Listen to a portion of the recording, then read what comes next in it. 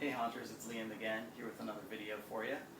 Today I wanted to talk about doing triggered videos. This is something I've been wanting to do for a while and just haven't gotten around to it yet. Finally, at the beginning of the year, around the spring, I started doing some research, and there are a few different options out there. What I ended up with is this unit. It's the Brightsign HD-2000 by Roku.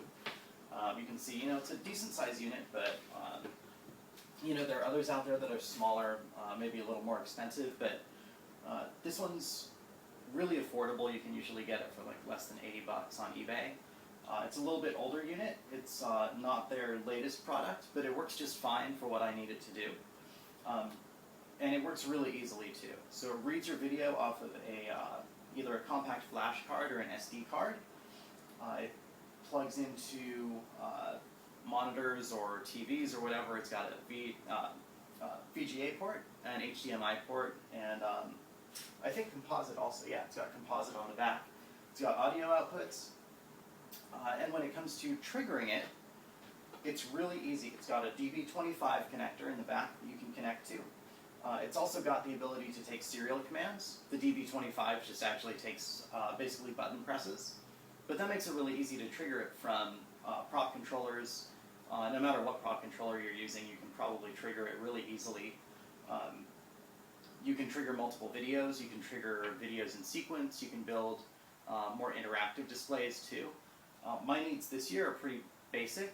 What I wanted to do is came across this company called AtmosfearFX. They're available online. They make DVDs that have, this one's Unliving Portraits. It's the one I'm using. They make a few others that are really cool too. There's a new zombie attack that they've just come out with too. Really great videos, really high quality, and a really great company to deal with too. I dealt with them pretty closely for a few weeks, and they're really friendly, really good communication, and quick shipping. So would highly recommend them.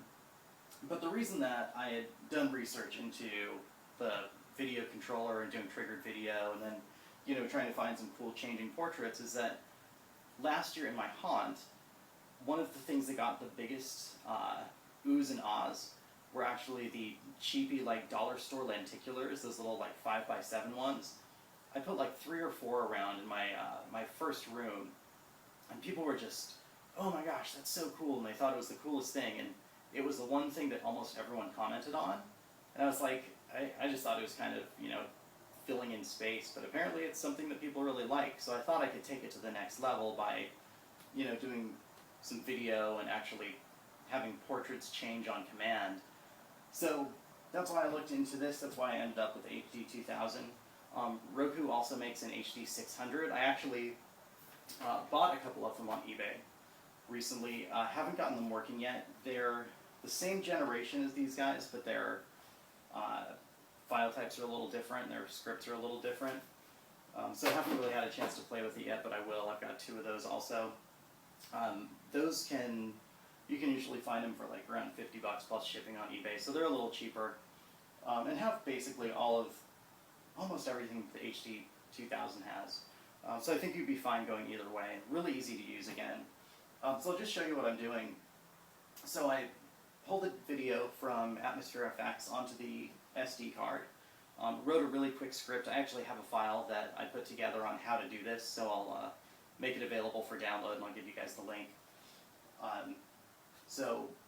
Through the video file on the disk, made a JPEG out of the video to actually use as just the file that's not changing, and to sort of take the place until the changing needs to happen. Put all of those files on the SD card, and you're good to go. I only wired up one button because that's all I need, and obviously don't have it attached to a button because these 2 wires are going to attach to my prop controller, but when I short it out, it's going to actually change. And so it goes through that process, and once it's done, it reverts back to the JPEG, and it just sits there with the still JPEG until I tell it to trigger again. So I'm actually going to use it as part of my haunt intro. I think it'll be pretty cool. So I wanted to share that with you guys. Thought you'd enjoy that.